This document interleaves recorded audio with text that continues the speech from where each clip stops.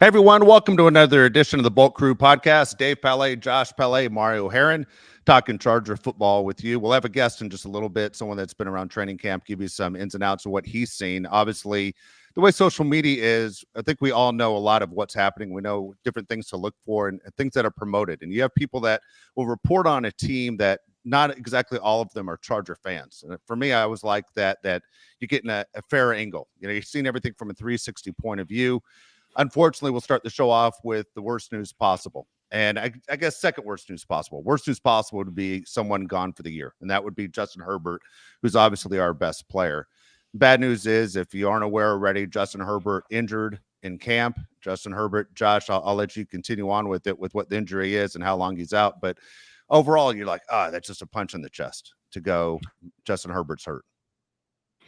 Yeah, it stinks. It's the plantar fascia. It says 2-week injury that he's going to be coming back. I just don't think that's going to be the case, that he wears the boot for two weeks and then he'll be good to go. Mario, do you have any history with this injury? I do not. I did a quick Google search. I'm not going to proclaim that I'm a doctor, but if you want to call me that, you can. So here they go. Fernando Ramirez will join us right here from the Sporting Tribune. We'll let him talk a little bit more about what's going on. And Fernando, just my experience with, and I've never had this injury, but I've spoken to a lot of people who have gone through it. It's basically an injury in the arch of your foot.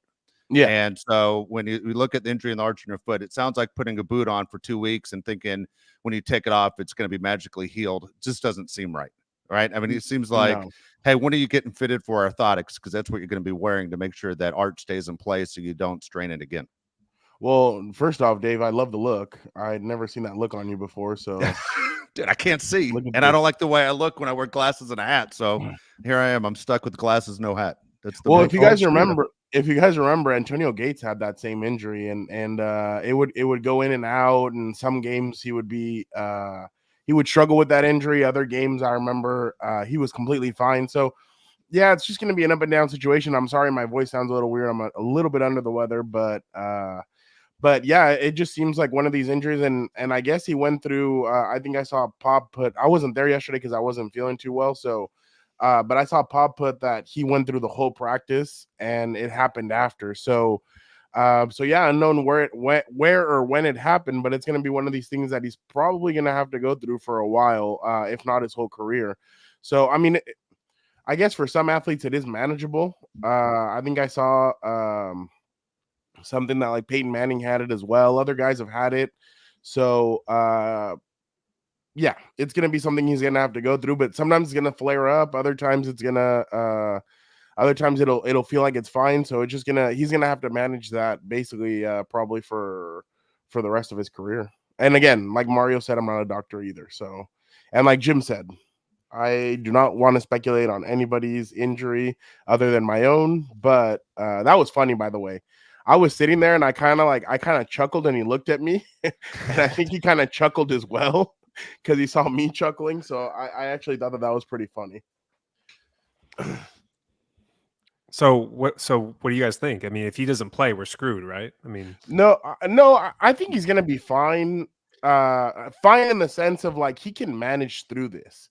And I mean, I don't want to sound, but like, I guess in a sense, like at least it's not like Rashawn Slater, Joe Wall. Like at least it's like Justin is crucial to what they are doing. But I don't want to. The thing is, I don't want to put it out like that. I don't want to say like at least it was Justin who can fight through these things, and it's not like a left tackle or Joey Bosa or one of these other guys. And I'm not saying that one is more important. Obviously, the quarterback is the most important position, but he's tougher.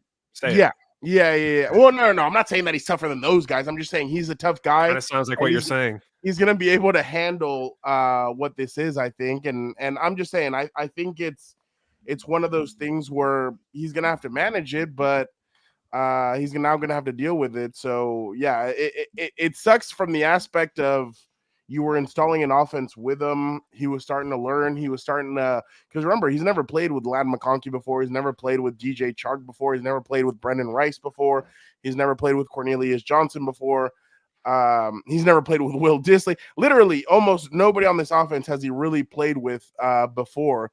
So that's gonna hamper some of what they're doing. But I mean, according to what the Chargers put out, it was so he's going to be in a walking boot for two weeks and then gradually come back. So sounds like basically week 0 is when he's going to be able to maybe, and again, I'm not speculating anything. It sounds like week 0 would be basically the week where he could come back and practice, which is 1 week, is 2 weeks enough to install your offense and get him revamped and ready to go, to be ready to face Max Crosby, Christian Wilkins, and Jack Jones. I saw him the other day. That guy's feisty.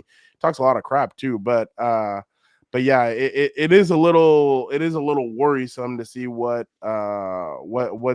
happening right now with the team, especially because it is your quarterback. I'm not concerned. Sorry, Mark, I'm not concerned he can't learn the playbook or have it installed. It's not like a brain injury. Like, he'll still be there to see the plays and learn like that. My issue would be it's a reoccurring injury, from my understanding. Like, it's not going to completely go away. Yeah, like, he's going to be in pain. Probably. That's what happened with Gates. Gates was always up and down. Like, every week was basically a question mark with Antonio Gates every season because you didn't know what Plantiator was going to do to him. The only thing is Herbert doesn't have to go out there and run routes and do that stuff consistently. But at the same time, it does kind of hurt his mobility in a sense. But again, obviously, he's going to be the only one that can tell us how it feels when he's out there. So yeah, that's he's going to be the only one. And I'm sure he's going to downplay it completely because that's just how Justin is. He's going to be like, it's fine. I mean, I'm doing well with it. I'm fine, this, that. So, but yeah, it is going to be something that he's going to have to deal with the rest of his career. Yeah, and I think that's like the worry is that like you hear these things like later on this season, like mid-year, like no one's healthy anymore. You know, like everyone's playing at 60%, but like we're not even at week 1 of the season. We're at like week 1 of training camp, and he's already having this. So do you kind of expect then, Fernando, in like week 1? I know they've really emphasized running the ball, pound the football. You know, we're gonna beat everyone in the trenches. Do you expect almost like a more of an emphasis on that with him, like not going to be fully 100%? And this isn't like it's a scary defense, but this isn't a playoff team that we're facing really. Like, do you expect them to really stick to the run, like possibly even more with him, like not being 100% in week 1, or you don't think it affects it that much? The problem is that obviously there's still like unfortunately, I'm sorry, you're still going to see more and probably more injuries within the coming weeks. Yeah, I'm not saying, but like that's going to be, I can't really predict what's going to happen because the game's in what, a month in like 7 days. So there's still a lot of things that can happen from here to then, but I'm sure Justin's going to say, hey, I'm still Justin Herbert. Throw me out there. Let me play. Let's run the same offense that we're going to run even without this. The thing is, we don't know what is. The thing is also Justin has a high tolerance level of pain. We saw that with the rib injury. Like I was surprised against Jacksonville. He came out and played, especially after he got hit and obviously the ribs were all affected, and he came out there and he still launched an incredible pass down the field to Jalen Guyton. So the guy's tough. It's just going to be about managing how this next month and a half. They have to be really careful with him this next month and a week leading up to that game. They're going to have to be careful with him, to design a plan. And I mean, honestly, from everything that I've heard from guys like Khalil Mack, Joey Bosa, Ben Herbert is kind of that guy to really put something around Justin to really help him to be ready for that game. But I know that everybody right now is freaking out and everything, but I would just relax a little bit because obviously we don't know what level of tolerance of pain this is going to be for Justin. And I think we're only going to know when we hear him speak. And I'm pretty sure he's not going to speak until until he probably that Wednesday before the season starts. So yeah, it's going to be a while. Okay, so a couple of things here as far as being a quarterback. I was going to say the same thing Jet Flores says here in the chat. His right foot plays a major part in making good passes. He's actually talking to Josh. So here's the deal. Obviously, he's right-handed, so when he goes back to throw, that's his plantar foot, right, to sit there and then make his passes. One thing is it's obviously going to eliminate him running the ball as much as we hope that he would maybe start running a little bit. You don't want him running with this injury. When Antonio Gates has this injury and you're saying, hey, we want you to run 5 or 7 yards to make a serious cut, you could see why Antonio Gates kept re-injuring it. You know, I mean, that's the position. Every single play that he's putting pressure on it. For Justin Herbert, it's going to be tough. I mean, it is part of every single pass play that he's going to have to torque that right foot and put stress on it. And the Chargers doctors, look, every team, when you're looking at a pro sports team, you're sitting there, you're right over there, Josh. every sports team, when you're playing around, you got doctors that are qualified to get these guys healthy, these, multi-million-dollar athletes healthy as quick as they can. Now, what I'm going to say next isn't going to be popular. First of all, I'll tell you, any injury for a quarterback throws you off, whether it's your arms, your ribs, hamstring. I'll tell you, Fernando, a couple years ago, playing in the Thanksgiving game, man, I tweaked my hamstring. I wasn't as accurate. I was a little bit high in all my throws, but that was just me. I'll tell you, on the foot, though, in all seriousness, look, I'm a fan. I want to see the team win. Shoot it up. Shoot it up on game day. Put a syringe right in that thing. It might hurt like hell sticking a needle in the arch of your foot. Shoot it up and let's play. 3 hours. We need you out there. And I tell you, Justin Herbert, my guess the mindset is, because we already know he knows that playbook better than anybody, as we've heard Jim Harbaugh say over and over again, he's amazed how much he's picked up, is Justin Herbert knows this is a new regime. This is a new chapter in Charger football, and he doesn't want to disappoint the new coaching staff, the new front office, and he wants to prove everything that he hasn't proven so far. This is where the legacy starts for Justin Herbert. He wants to be ready to go week one. I guarantee it. Yeah, exactly. And he's all about winning. It reminds me when I played college baseball, we got a guy on our team that got popped for steroids. And everybody got pissed at him because he had to be suspended for the rest of the season. So our coach brought us all together and he goes, well, Cole's trying to help the team. Okay. You got Drake over here that's smoking weed. That's not helping the team. Cole's trying to help the team. So I'm with Dave. Shoot it up, steroids, whatever you need to do.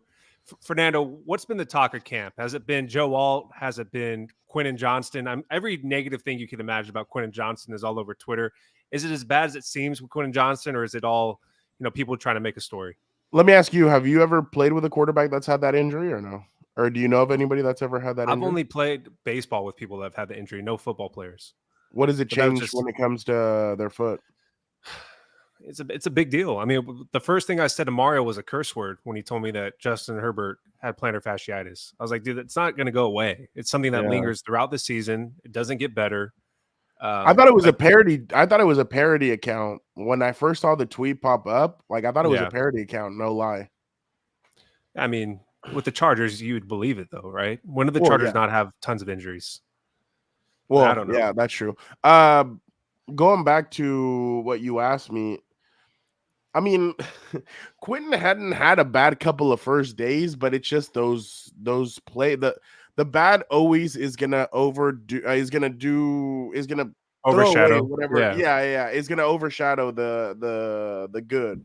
So that's kind of what's happened with Quentin. It's all about his and that's what everybody keeps on saying. It's about his confidence. So I was in that end zone when he dropped that pass, and he just he got up and he just yelled out the F-bomb, but like really like it was just like one of those frustration, like, why can't I get this down? So again, I'm not speculating on anything that a player is thinking or going through, but I'm sure it is frustrating for him, especially because we had just spoken to him on Saturday and he was so excited about this offense.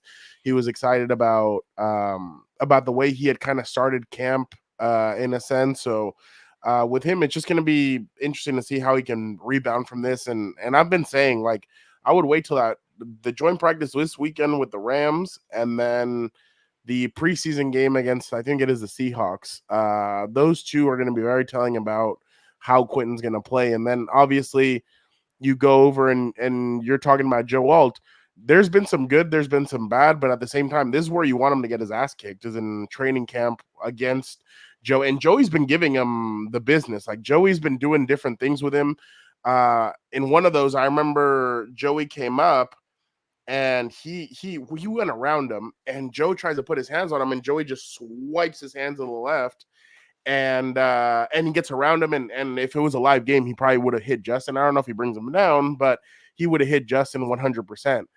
And there's another time where Joe comes in and he tries to speed rush him, and Joe kind of halts him, and he's able to kind of close him, like slow him down. So that was pretty impressive. So it's been a lot of back and forth between Joey and him. I've kind of been wanting to see him with Khalil. We haven't seen him against Khalil all that much. I'm interested to see what that would look like. what other DJ Chark? He's been a weapon for these guys, and I think those I think the him going across the middle, I think that might be open all day with the play action. I think DJ's a guy that, unfortunately for him, he hasn't had the best of circumstances. He was in Jacksonville with the whole Blake Bortles thing. Then all of a sudden, here comes Urban Meyer.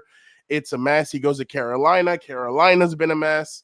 And now you've been seeing it here, and he's really he's put his stamp so far. He did it during minicamp. You saw little facets here and there, but then here he's really come alive. Josh Palmer as well has had some good plays. Ladd McConkey, I mean, that kid's electric. His route running is really good. He Dave, they're coming after you.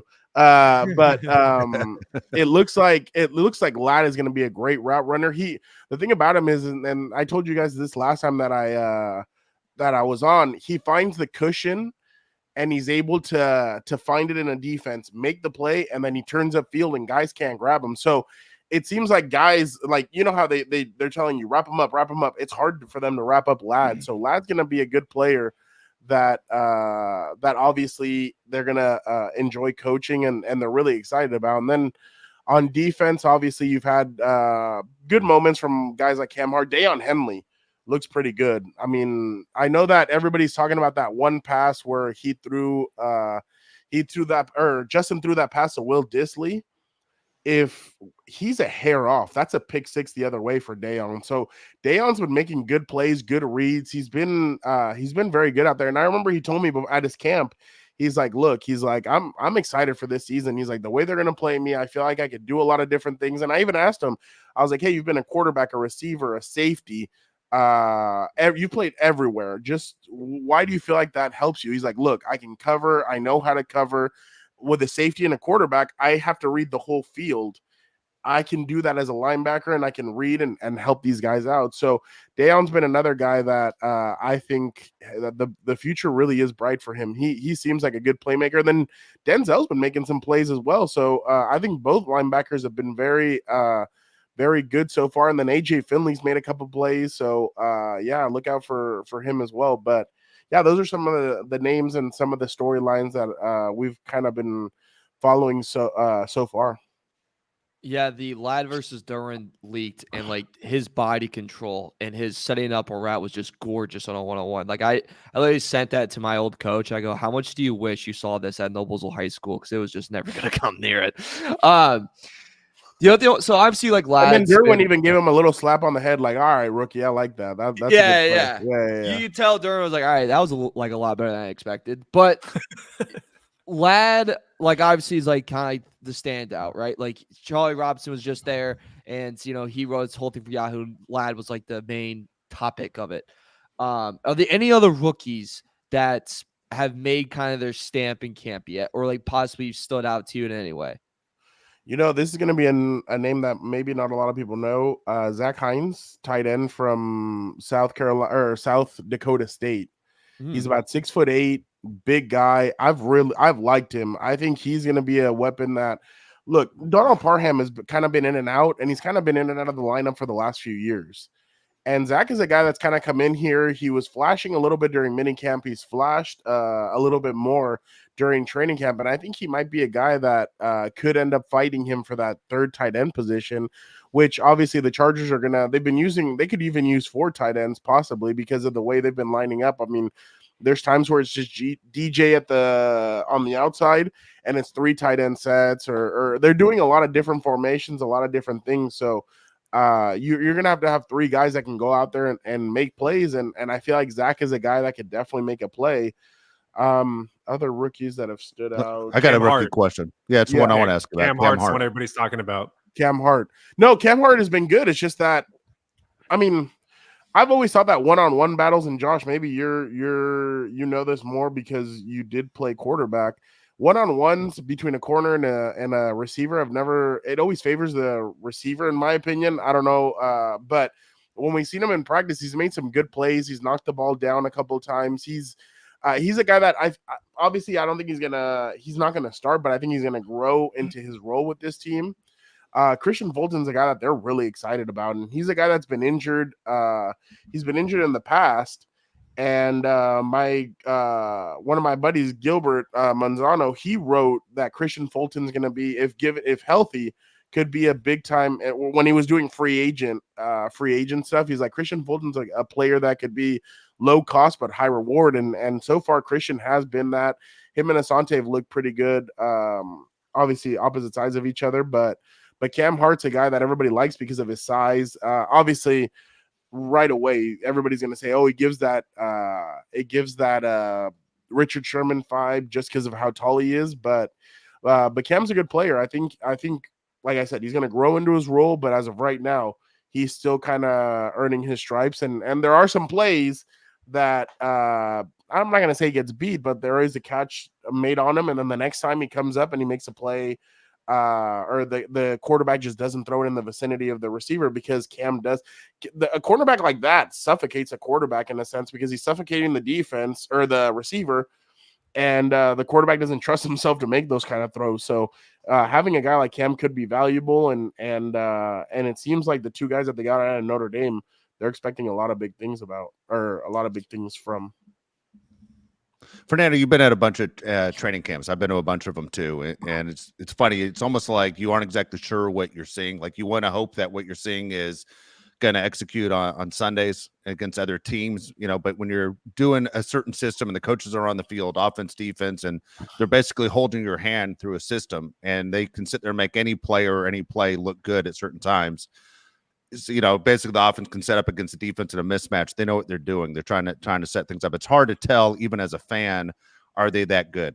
In your experience of following the NFL, let's be honest. When you look at this team in training camp, what does this Charger team look like to you? It's a Jim Harbaugh. You're right, though. I mean, I thought Mike Bercovici a couple of years ago from Arizona State was going to be a good, maybe a good number 3, and that ended up happening. So, and I had Trevor Gaylor 20 years ago. So there's always I know everybody says, I know people say, oh, fans always fall in love with one player, but as the media, we do too. Like there's one player that you're like, you know what? Because you always want to beat your colleagues and be like, hey, exactly. I saw him before you guys did and stuff like that. So there's always a player that you're really fixated on. And you're like, I think that's my guy this year is Zach Hines. I think he's a guy that could definitely make this roster. As you guys have heard, he's one of those undrafted guys, but right now I'm seeing Jim implement his style of everything.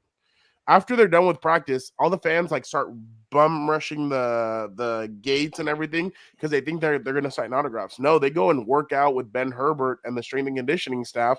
They do some the other day they were doing some crazy workouts. Like they look like they were doing, when you're going to start wrestling, like you're on the ground, and you start moving around and stuff. And that's, I don't know how to explain it, but they were doing a weird workout like that.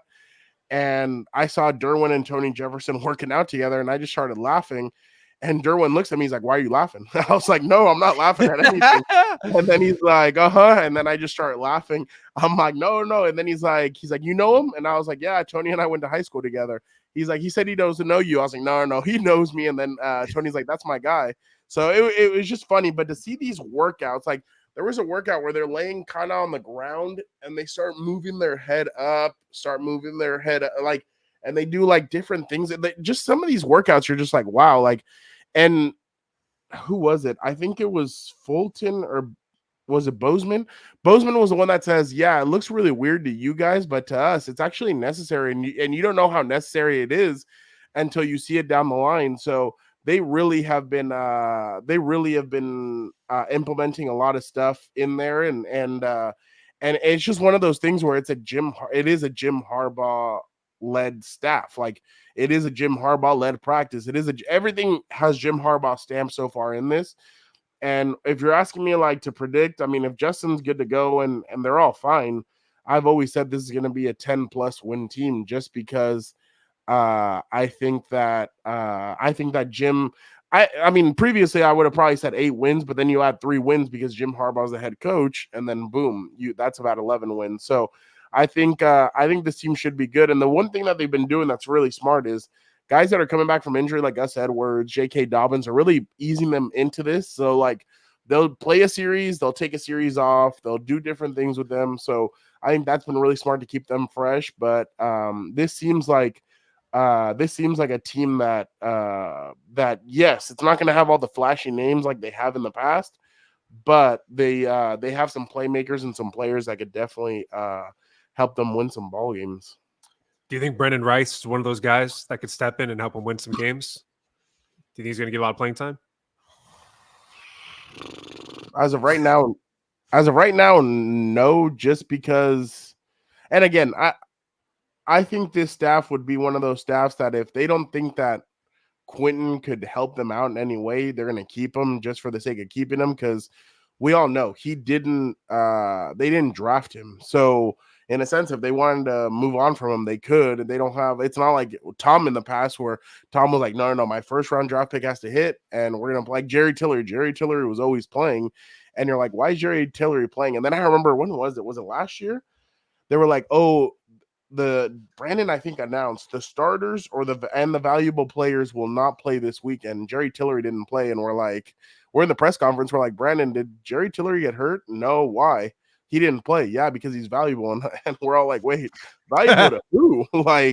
And so it was just one of those things where we were just like things that you question. But going back to what you were originally saying, I do think that that I think Brendan's going to be a good player. I just don't know if there's going to be room for him, because they're going to keep Darius Davis. I feel like they're going to keep possibly 4 tight. I wouldn't doubt they keep 4 tight ends. I just don't know. That's the thing. In the past, you could guess and you could be like, oh, they're going to do this X, Y, and Z. And with these guys, it's just such a weird coaching dynamic. It's such a guy that we haven't even seen in a long story that I just don't know. But I think Brendan has been, so far he's been pretty good during camp. He's made some plays, he's made some catches. Mini camp where I was a little bit worried about him and Cornelius because they both had drop passes, and I'm like, what's going on? And then here, I think Brendan has really kind of put himself a little bit apart from Cornelius because he's made more plays. But I think what's going to be key for them is the joint, like I said, same with Quentin, the joint practices and the preseason games. But Brendan, if yesterday is the start of something good for Brendan, then he needs to continue doing that, because his I'm sure he really wants to make the team. And he said that as soon as he came into the first day and he spoke to the media, he's like, if I didn't make this team, that means something went wrong. So obviously I'm sure he wants to do more. All right. You got anything? Yeah, I mean, come on. Exactly. Of course. Exactly. He is the one guy I will say, Fernando. He's the one guy in our group chat that we get messages about that I think is a fan favorite before even doing anything, because of his dad. Like, everybody wants to see a great story, right? The kind of Marvin Harrison Jr. deal. We want to see it because his dad's a Hall of Famer. His dad arguably is the best receiver of all time. People are rooting for that kid. They want to see him in a Charger uniform.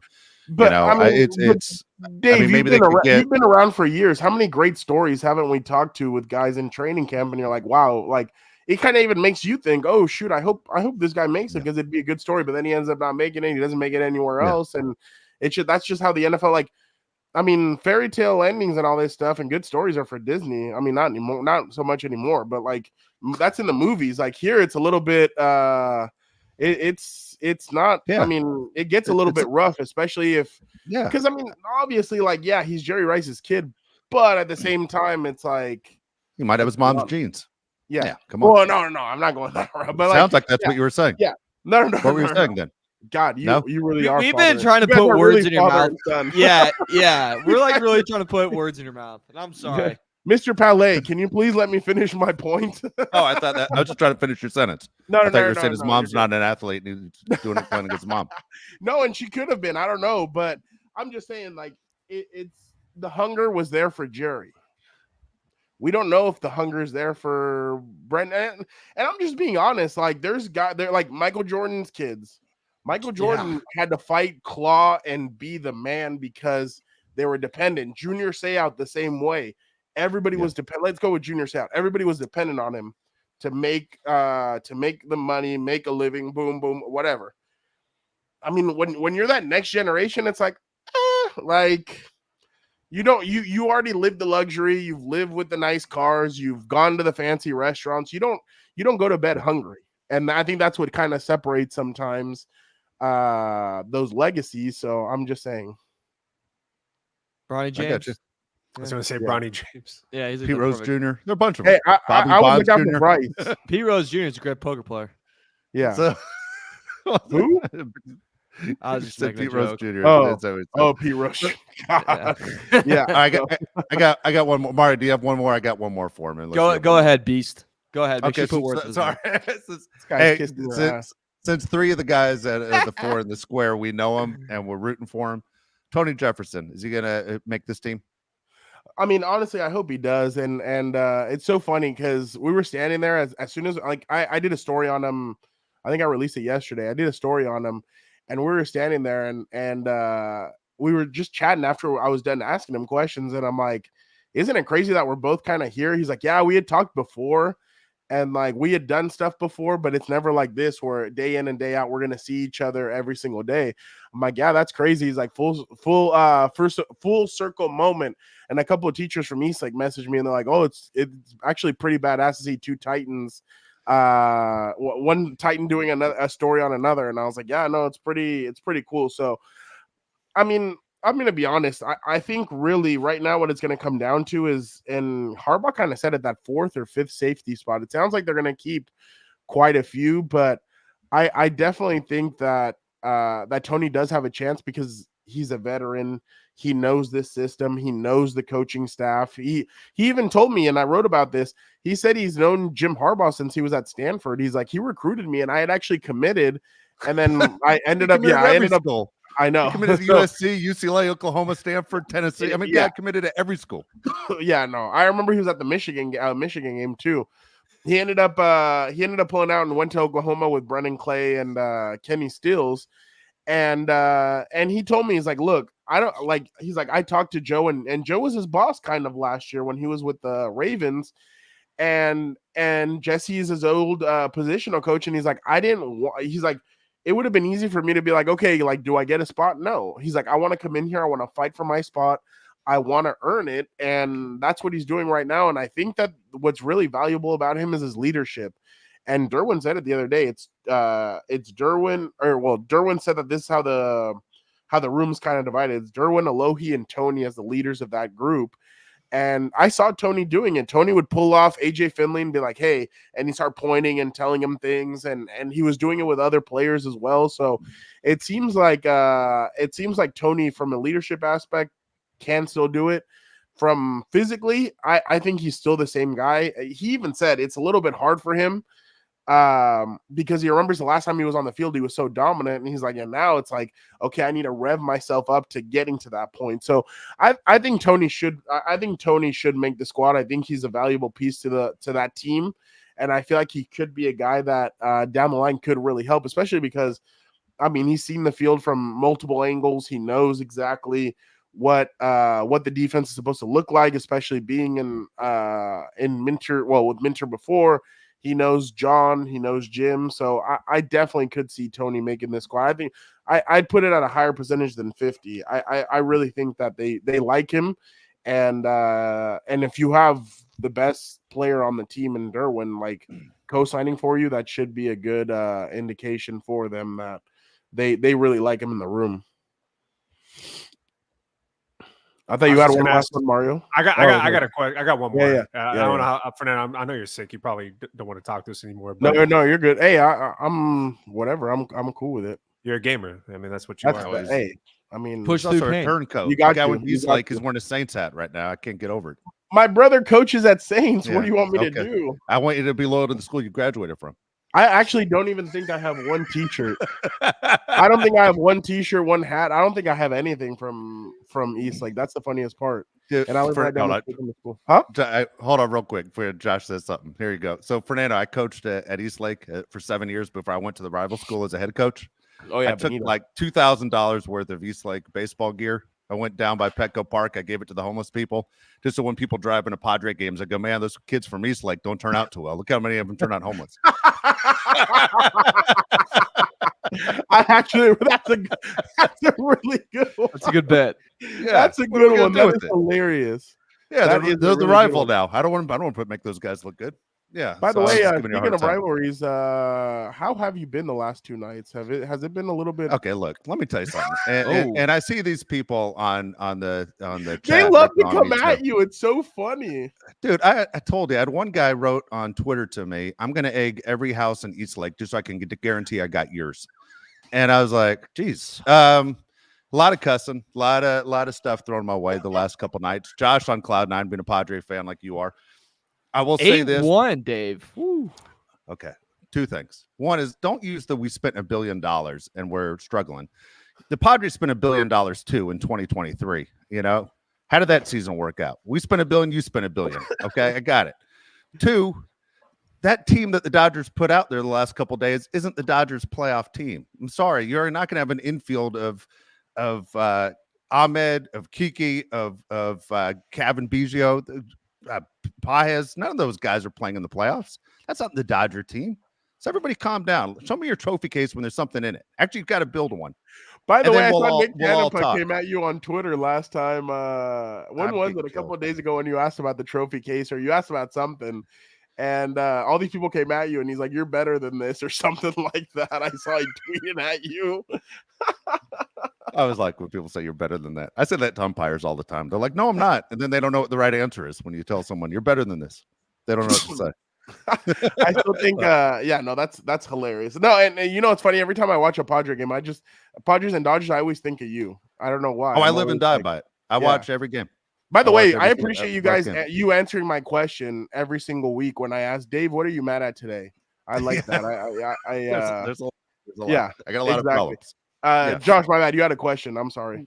No problem. I was gonna say, what did you think about Raiders training camp? I know you went there too.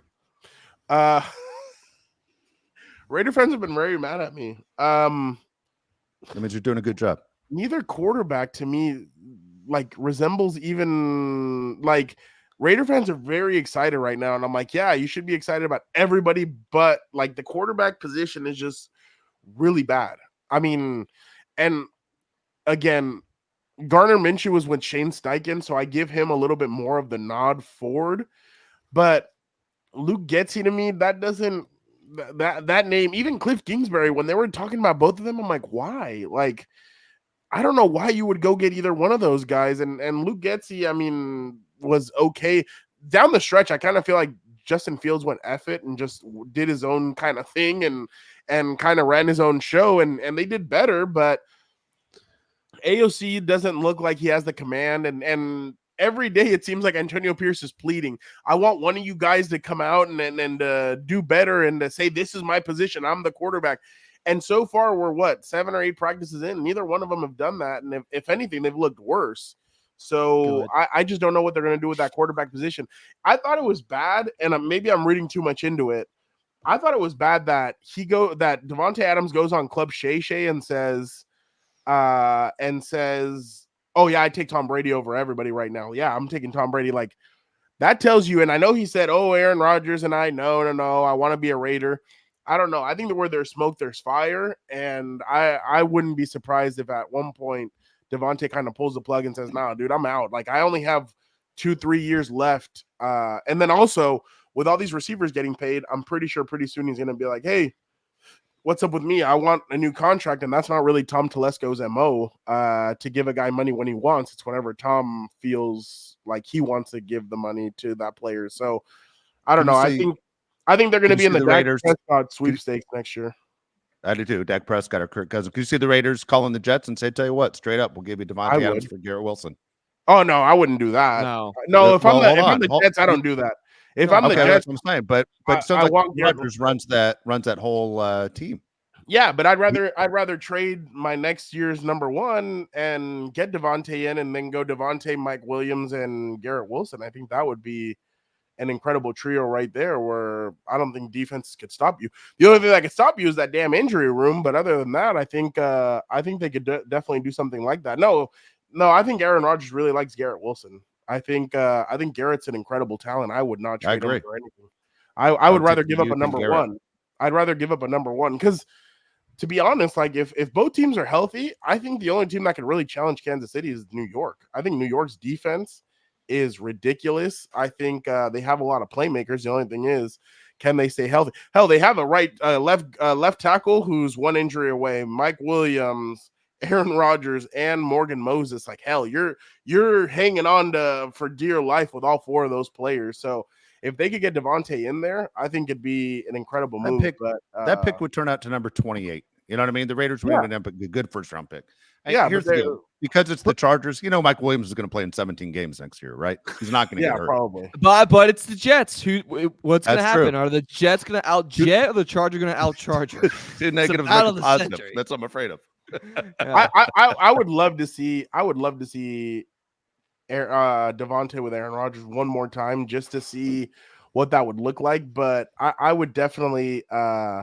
I definitely think that Devontae, where there's smoke, there's fire. He has to be getting frustrated. I mean, So there was a sequence where they were doing a red zone for a couple minutes. Like, it was about a good 7 or 8 minutes. He didn't even touch the ball once. The one time he threw at him, Jack Jones just came up, swatted it. He went in his face and he went like that. And you could tell Devontae was pissed off about it. So, it was. It's not looking pretty for what they're doing. The Saints. Spencer Rattler looked really good, but obviously it's preseason or whatever. But he was the number 2 when he was lining up, so I was pretty impressed with him. So yeah, there's a lot of training camps out here. It's a lot of fun. I'm gonna go to Cowboys on the 8th, so to see a joint practice with the Rams. Ooh. So I heard that the Cowboys haven't had that many fans there, but I don't know if that's just people taking pictures. I mean, people are working and everything, so Cowboy fans don't have jobs. Yeah, exactly. Also, it's not like there's any drama going on with the Dallas Cowboys currently. It's not like they have 30 guys they gotta pay. I hope Dak Prescott enters free agency next year. I want to see it. I want to see how much teams are really willing to spend to go after him. I think he'd be exciting to see in free agency. I think they should do a Hard Knocks with Dak Prescott for next year. Cool. When it comes to free agency, but I've taken up. I kind of like that idea, dude. Look at that. You look at your producer. I like that idea. You take the top 4 free agents out there and you just follow them around. I think that's a great idea. By the way, congrats to the Giants. Honestly, I think you gave us way too much, but I loved it. Way too much. It's gonna be way too hard for somebody next year to one up that. That's why I'm saying go with Dak Prescott and the 4 teams following him, and follow them around. But I would definitely. I thought the Giants. Holy crap! If I'm Shane, I'm nervous about my job this upcoming year, because if I don't win and I did Hard Knocks and I did all that stuff and I didn't win, you're gonna get the Maras do not look like kind people. I mean, they're probably nice guys and everything, but they do not look like they're forgiving people. There you go. Also, I would if I'm like an organization, I obviously would hate Hard Knocks in training camp, and I would want to. Tom Telesco detested Hard Knocks. Like that would be hell. And then in season, like Joe Shane looked like he really liked it. He looked like he really enjoyed. But like, I feel like if you had to do any time of the year, I would want to do the off season, because then but then teams see how you think. You can edit the stuff from the season and you can do different things with it. Yeah, here it's like they're taking a look at your strategy and everything. So I think that's the one thing that I don't think the Maras really liked about it, is that you're seeing kind of the strategy that they've used and the strategies that they used for talking before, trading, all that stuff, the Brian Burns stuff, all that stuff. But yeah, I'd take that. Yeah, I'm sure you guys want to jump into whatever you guys are gonna say. I apologize for overstaying my welcome. No, here we go. Did not. Hold on. We got 60 seconds left. I just want to go through this first. Eddie Ramirez, can you put that up there, Mario? He's not related to me, by the way. He's not, but he's our food guy on the show. He goes, "Hey Josh, Fernando says Taco Bell's cheeks. You have 10 seconds to defend that. Go." How? What do you? Because it's not real Mexican food. Or are you just going to say that like everybody else? It's ass. It's still good food. It's still tasty. It's not. It's Baja terrible. Blast. No, never disappoints. No, I don't like Taco Bell. I will not go. And especially now that I've been like trying to take care of myself and everything, I'd rather spend more money and go to a good place and eat something delicious than go to Taco Bell.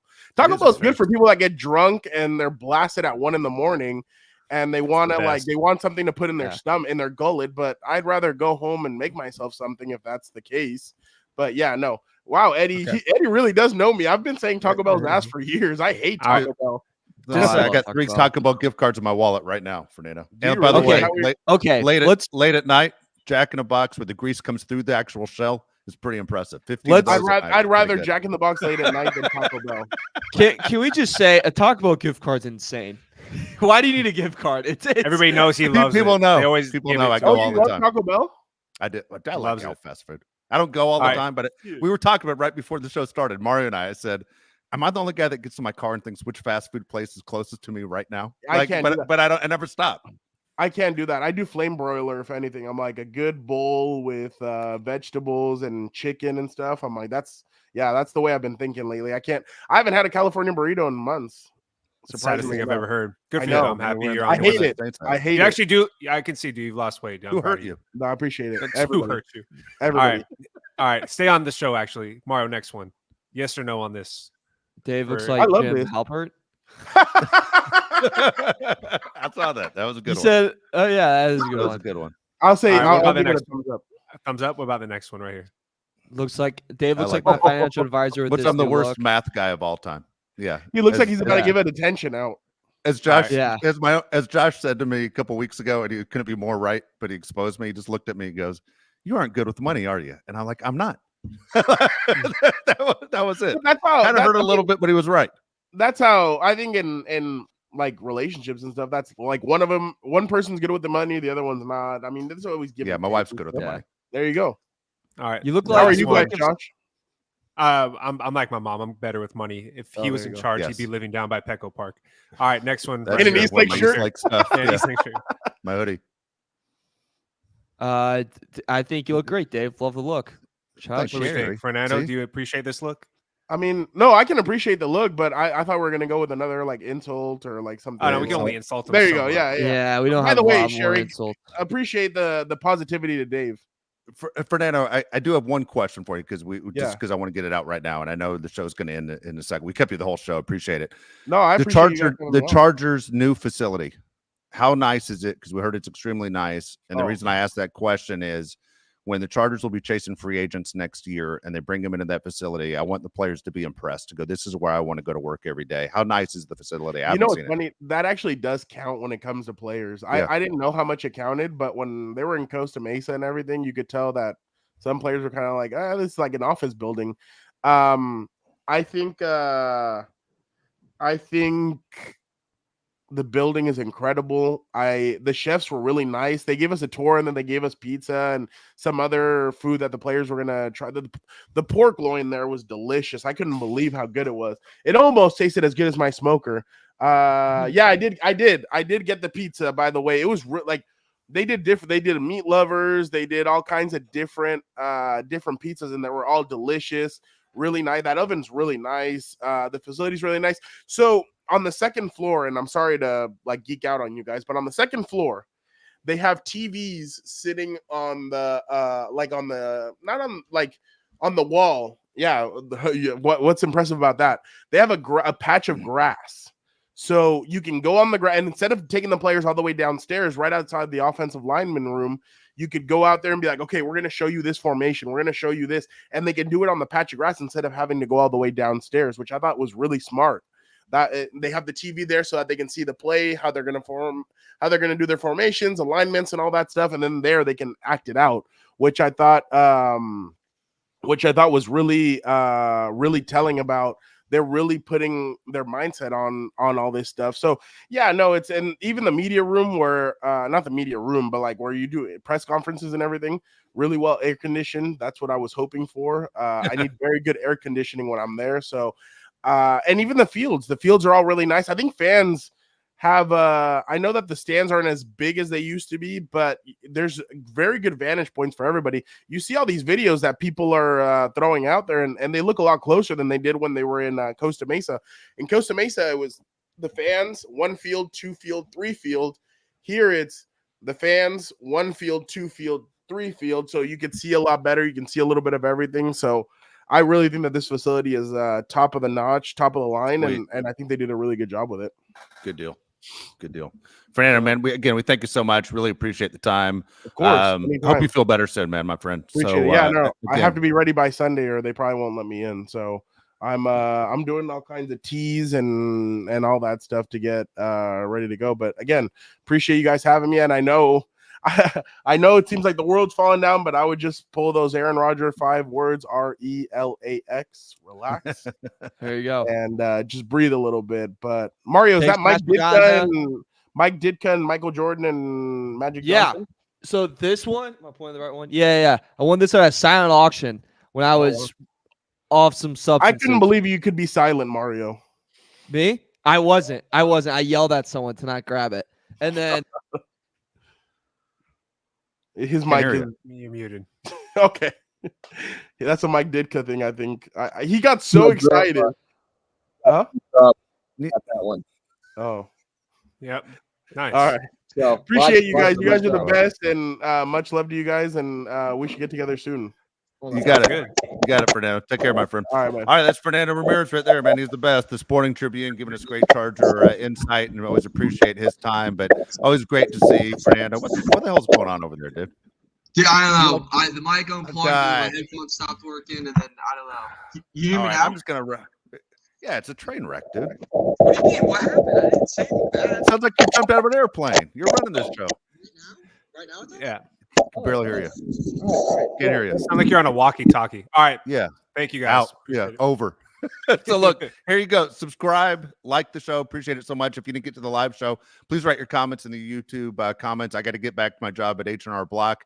We appreciate everything you guys are doing. Again, Mario Heron, Josh Pele, Dave Pele. We'll see you on Tuesday. Take care, everybody.